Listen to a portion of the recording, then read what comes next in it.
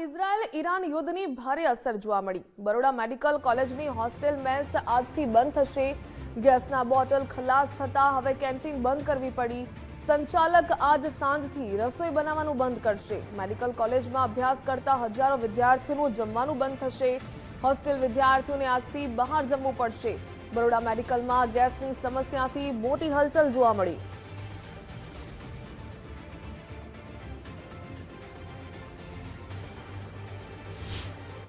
Canteen में जमता होइए रोजे तो આવું અચાનકથી ગેસ સિલિન્ડર ના હોય ને જમવાનું અમને ના મળે તો મતલબ આ તો બહુ તકલીફ થઈ જશે કે અમે પછી બહાર ક્યાંય શોધવાનું અચાનકથી આવું બધું ને આ પરિસ્થિતિમાં તો તકલીફ વધારે પડશે।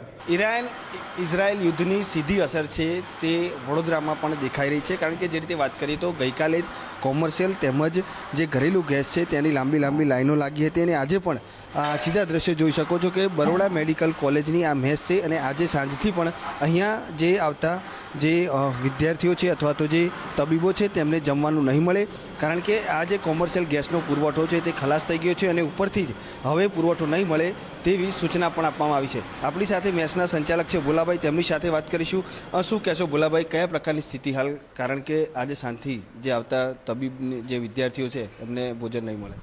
હા, બસ અત્યારે અમારી પાસે અડધો બાટલ છે અને એમાં અત્યારનું બપોરનું ભોજન બની રહ્યું છે। હવે સાંજ માટે તો અમારી પાસે કોઈ બાટલનો વિકલ્પ નથી। જો બાટલ આવશે તો સાંજે મેસ ચાલુ રહેશે અને નહીં આવે તો અમારે મેસ બંધ કરવી પડશે અને એની માટે જે આજે 250-300 વિદ્યાર્થી છે અમારા ત્યાં જમવા આવે છે એ બધાને પ્રોબ્લેમ પડશે। શું લાગે છે, રોજ કેટલા બોટલ ઉપયોગમાં લેવાતા હતા અને હવે કયા પ્રકારની સ્થિતિ રહેશે, કારણ કે બોટલ જ નથી તો વિદ્યાર્થીઓ રોજના અમારે 1.5 થી 2 બાટલ વપરાશ છે, પણ હવે અત્યારે અમારી પાસે તમે જોઈ રહ્યા છો કે અડધો જ બાટલ છે અમારી પાસે અને એમાં અત્યારે જમવાનું બની રહ્યું છે ને અત્યારે બાટલ પૂરો થઈ જશે તો પછી સાંજે અમારે જમવાનું કઈ રીતના બનાવવું, એટલે જો બાટલ આવશે તો શક્ય છે, નહીં આવે તો પછી મેસ બંધ કરવી પડશે અને વિદ્યાર્થીઓને તકલીફ પડશે। શું લાગે છે, અન્ય કોઈ વ્યવસ્થા થાય એવી છે, કારણ કે કોમર્શિયલ ગેસ તો બંધ કર્યા છે, બીજી કોઈ વ્યવસ્થા તબીબો માટે? બીજી કોઈ વ્યવસ્થા તો અમારી પાસે એવી છે કે ગેસ સિવાય જમવાનું બને ઇમ્પોસિબલ છે, ગેસ પર જ બધું બને। ઇન્ડક્શન આવે તો નાના આવે એટલે એની પર તો અમારે મેસનું જમવાનું બને નહીં, એટલે જો બાટલ આવશે તો જ શક્ય છે, વરના પછી કેન્ટીન બંધ કરવી પડશે। ઉપરથી શું કહી રહ્યા છે બોટલનું? એજન્સીને અમને કોલ કરીએ છીએ તો એજન્સીવાળા એવું કહે છે કે બાટલ અમારી પાસે જ નથી, જો ઉપરથી અમારી પાસે આવશે તો અમે તમને મોકલીશું। બિલકુલથી જે એજન્સીઓ છે તેમની પાસે હાલ બોટલ છે તે પૂરતા નથી અને તેમણે પણ જે નીચે જે રહેલા જે મેસના સંચાલકો છે તેમને ના પાડી છે।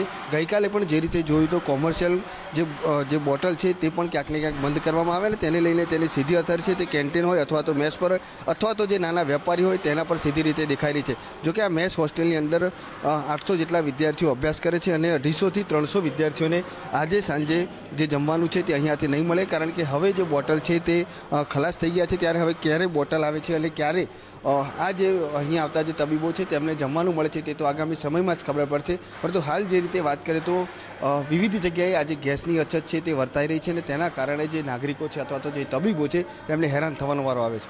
કેમેરામેન ડીકે સોલંકી સાથે અલ્પેશ સુથાર, ગુજરાત ફર્સ્ટ, વડોદરા।